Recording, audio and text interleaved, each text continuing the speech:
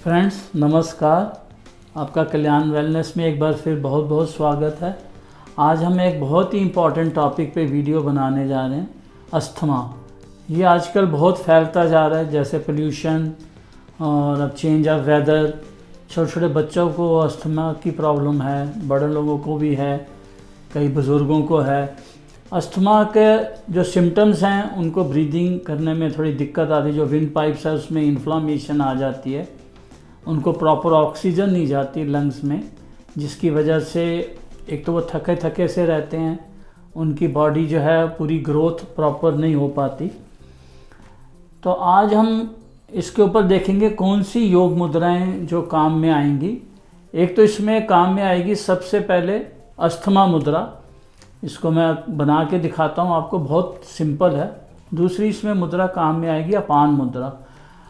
जैसे ये 5 तत्वों से आपका शरीर मिलके बना, ये आपका अग्नि तत्व, वायु, आकाश, पृथ्वी और जल। अस्थमा मुद्रा में हम क्या करते हैं, मिडल की दोनों फिंगर्स के नेल्स को मिलाते हैं और बाकी फिंगर्स हमारी स्ट्रेट रहती हैं।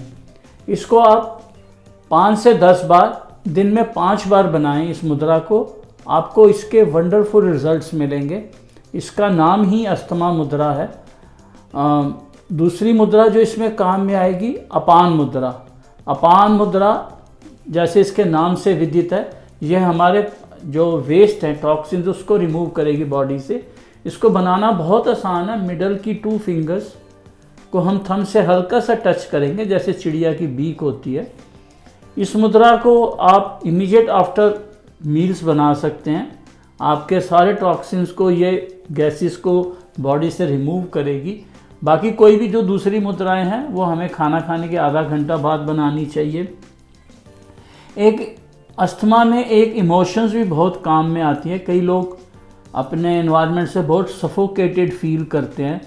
If somebody is feeling very much suffocated with the situation, with the people around, with the job, वो भी एक अस्थमा का एक कारण हो सकता है।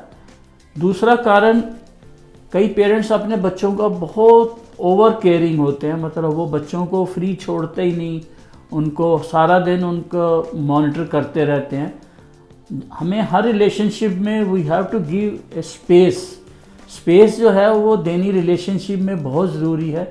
अगर आप बच्चे की बहुत केयर करते हैं या बहुत प्रोटेक्टिव रखते हैं तो उसको भी अस्थमा की प्रॉब्लम हो सकती है।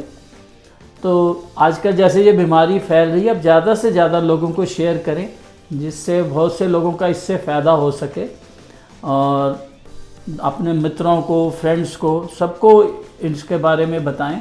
उसमें साइंटिफिक क्लैपिंग आपकी बहुत काम करेगी।